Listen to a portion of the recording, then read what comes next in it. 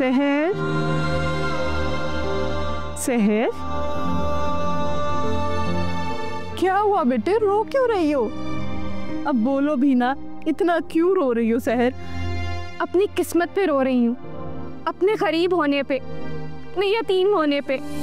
क्यों ना रोऊं? ताई ने कुछ कह दिया? बेटे वो बड़ी है, मैंने कितनी दफा कहा है उनकी बातों का बुरा ना माना करो।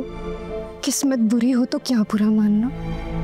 रमशा ने थप्पड़ मारा है मुझे। रमशा ने थप्पड़ मारा तुम्हें? किस बात पे रमशा ने तुम्हें थप्पड़ मारा? उसकी एक दो चीजों को मैंने हाथ क्या लगा दिया, उसने मुझे मारना शुरू कर दिया। वो समझती क्या है खुद को? मैं नौकरानी हूँ उसकी। आइंदा तुम उसकी किसी चीज को हाथ मत लगाना। मैं तो देखूं भी ना अब। इसीलिए तो मैं कहती हूँ कि शादी करके तुम इस घर से कहीं दूर चली जाओ। पप्पू का फोन आया?